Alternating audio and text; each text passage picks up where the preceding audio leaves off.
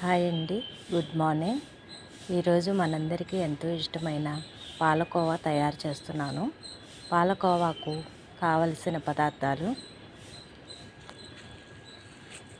నేను ఒక half litre పాలు తీసుకున్నాను. ఒక చిన్న కప్పుతో చక్కెర అండ్ 4-5 ఇలాచి, కొద్దిగా గీ అండ్ అమూల్ ఫ్రెష్ క్రీమ్. వీటితోటి మనం పాలకోవాను తయారు చేద్దాం. తయారు చేసే విధానం చూద్దాం. ముందుగా మనం వెలిగించి ఒక మందపాటి కళాయిని పెట్టుకుందాం.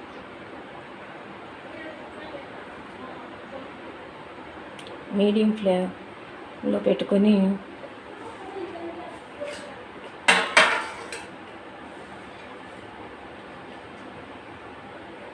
మనం తీసుకున్న హాఫ్ లీటర్ పాలని కళాయిలో పోద్దాం.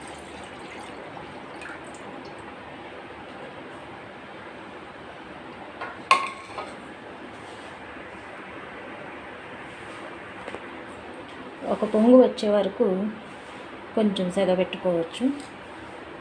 ఒక పొంగు వచ్చిన దగ్గర నుండి సన్నని మంట మీద మాడకుండా తిప్పుతూ ఉండాలి. మన పాలకోవా అడుగంటుకోకుండా మనం తిప్పుతూ ఉంటే ఎంతో రుచికరంగా తయారవుతుంది.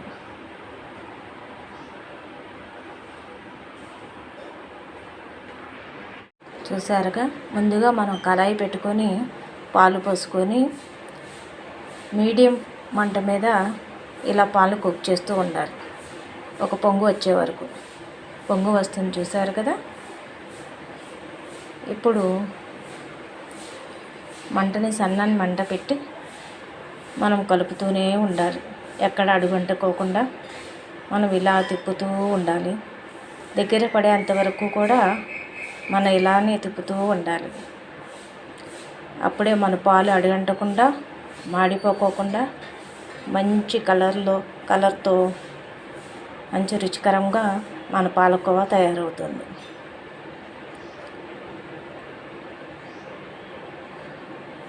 చూసారుగా, ఇలా తిప్పుతూనే ఉండాలి.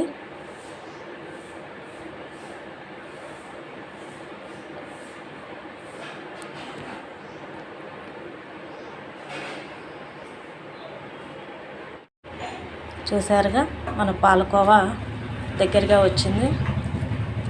నాకు ఇలా రావటానికి కనీసం 30 నుండి 40 నిమిషాలు టైం పట్టింది. ఎక్కడ మాడకుండా ఇలా సన్నని మంట మీద తిప్పుతూనే ఉండాలి. ఇప్పుడు బాగా దగ్గరికి అయింది.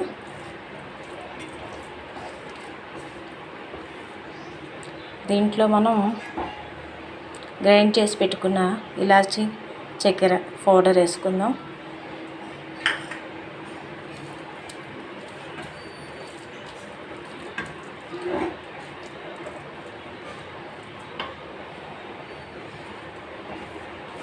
ఇలా మాడకుండా మనం తిప్పుతూనే ఉండాలి. ఆల్మోస్ట్ రెడీ అయిపోయింది.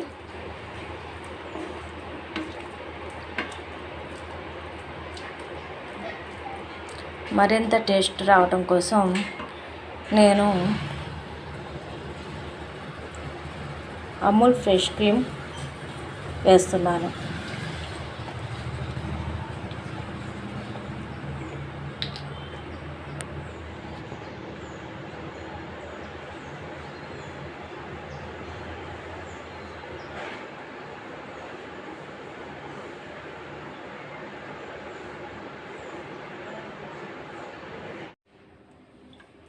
చూసారుగా, మన కోవా ఇప్పుడు చాలా దగ్గర పడింది. ఈ విధంగా ఉన్నప్పుడు మనం ఇలాచీ పౌడరు, ఫ్రెష్ క్రీమ్ కూడా యాడ్ చేసాము. దగ్గరగా వచ్చింది. దానివల్ల షుగర్ పెద్దగా పట్టదు. ఇప్పుడు మనం స్వీట్ ఎక్కువ తినేవాళ్ళు కొంచెం ఎక్కువగా వేసుకోవచ్చు. మేము కొంచెం తక్కువే తింటాం కాబట్టి కొంచెం తక్కువగా చూసుకొని ఇస్తాను. ఈ టైంలో మనం స్టవ్ ఆఫ్ చేసేసి లైట్గా షుగర్ వేసేసుకుంటే కలుపుకుంటూ ఉంటే సరిపోతుంది. ఇలా మధ్య మధ్యలో షుగర్ వేసుకుంటా మళ్ళీ కలుపుకుంటాం. అలా 2-3 టైమ్స్ చేస్తే మన కోవాకి చక్కెర బాగా కరిగి మెల్ట్ అయ్యి బాగా దగ్గరగా అయిపోతుంది. ఇంకా మన బౌల్లో తీసి సర్వ్ చేసుకోవటమే. చూసారా, మన పాలకోవా, నోరు ఊరించే పాలకోవా రెడీ అయింది. మనం అరిటాకుకి కొంచెం నెయ్యి అప్లై చేసి, అలాగే ఒక గిన్నెకి కూడా కొంచెం నెయ్యి అప్లై చేసి, మనకి దగ్గర పడిన పాలకోవాని ఆ గిన్నెలో పెట్టి ఇలా బోర్లించి తీస్తే ఇలా చక్కటి షేప్లో రెడీ అయింది మన నోరూరించే తియ్యటి పాలకోవా. మీకు నా వీడియో నచ్చినట్లయితే లైక్ చేయండి, షేర్ చేయండి, సబ్స్క్రైబ్ చేయండి. Thank you.